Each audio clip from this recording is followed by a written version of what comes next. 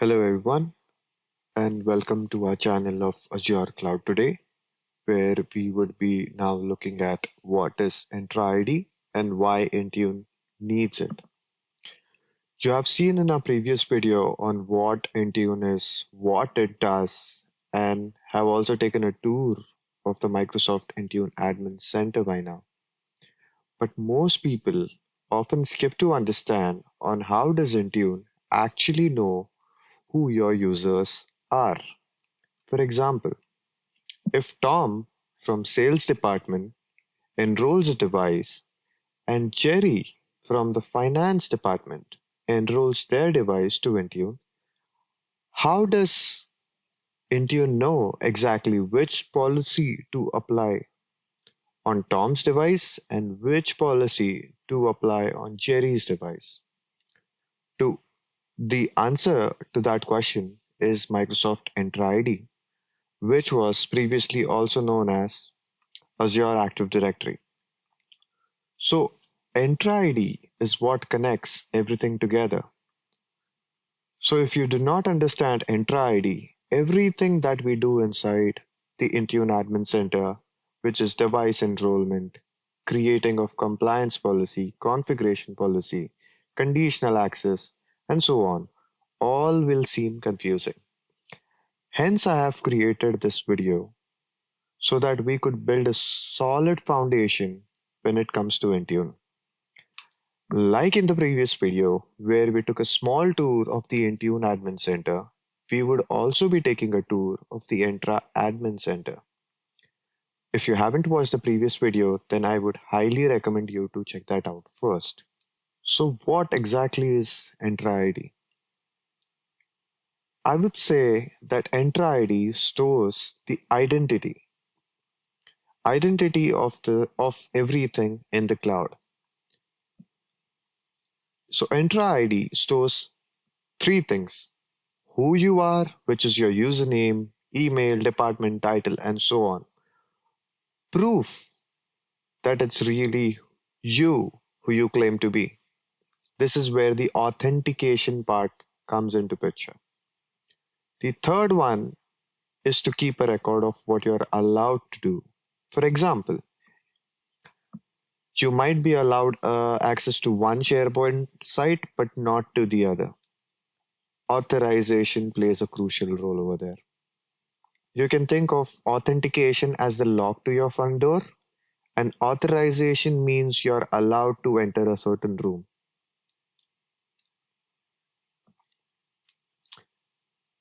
Now, if you're searching online, then you might have probably seen both the names Azure AD and Entra AD or Azure Active Directory.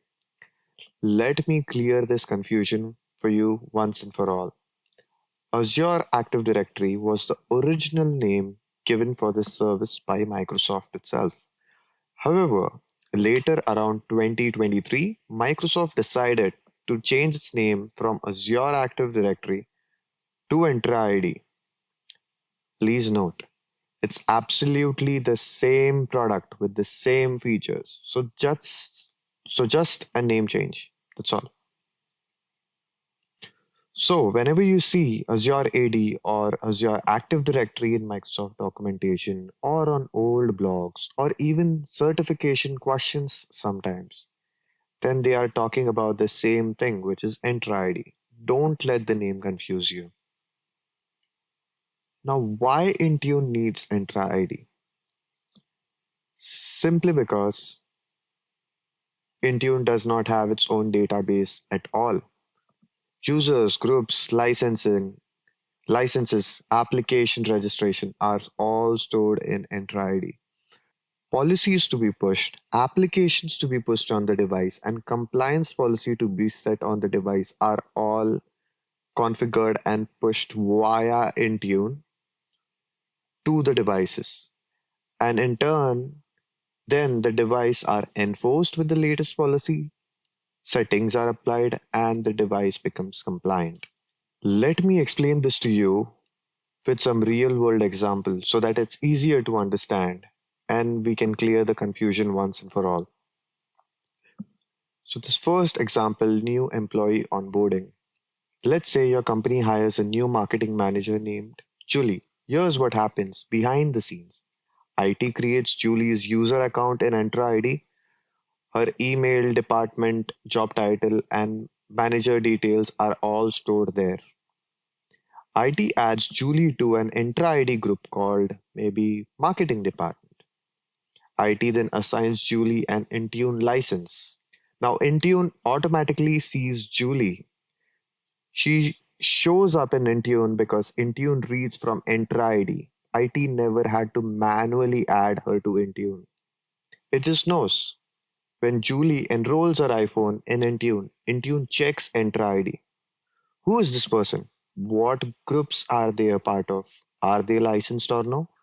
Based on that, Intune pushes the correct policies, applications, and restrictions to her device.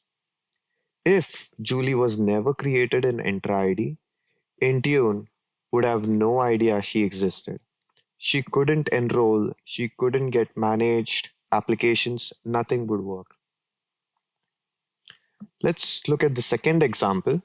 When an employee leaves, the IT disables their account in Entra ID, and it's a general practice that every organization follow. But what happens in the background? Once user is inactive in the Entra ID, Intune gets to know that the account is disabled and it begins its own compliance checks. Conditional access policies then block the user from accessing company's resources like Microsoft Outlook. So you cannot check mails. IT can then trigger a selective wipe of the device or a full wipe of the device if the device belongs to the company. So if you see in this both scenarios as well, like the entire chain is dependent on Entra ID. Now that you understand what Entra ID is and why Intune needs it, let me give you a tour of the things we would be covering inside the Entra ID. To open Entra ID, you must type in entra.microsoft.com as shown over here, and then go into users, Entra ID, and then users, and then search for your user. In our case, we let me take an example of admin2. If we go inside the user and then to properties, we will notice the fields that are present over here, like user principal name, display name, first name, email, job title, company, department, employee ID, office location, and so on. So all these details Intune can also access because this identity is stored in Entra ID. In the same way, if we go to groups, do note this is where we would be pushing our policies to, like targeted policies, and licensing could also be assigned to a group. For example, if you see over here, we see that admin user is a part of this group. So if we want to apply policies to the admin user, then instead of assigning a policy to one user, you can push it to one specific group where multiple users could be part of this group. So just by adding one group, you can make sure that 10 or 20 or 30 users get those policies altogether. To check the licenses, you can just scroll down a little and then expand the billing section and click on licenses. And then if you go to all products, you will see the available licenses with us. At the moment, I have one Intune Plan 1 license, then one Microsoft Entra ID Plan P2 license. You will see your license over here in the same way. If you want to learn how to assign a license, then please check out our video about Microsoft Intune licensing explained. Now, if we open intune.microsoft.com and then click on groups over here, and then all groups, you will see that we have the exact same groups. Now, I did not create any groups separately inside Intune. Intune pulled this identity from Entra directly as it works together. What we covered today? We covered that Entra ID is Microsoft's cloud identity platform. It's where your users, scripts, and licensing live and also handles authentication and authorization. Intune does not have its own database. It relies entirely on Entra ID. By knowing the above two, we now understand why Intune needs Entra ID. If you find this video helpful, please like and subscribe to our channel. If you have any questions or suggestions, feel free to leave a comment and I'll get back to you at my earliest. Thank you and have a wonderful day. Bye bye.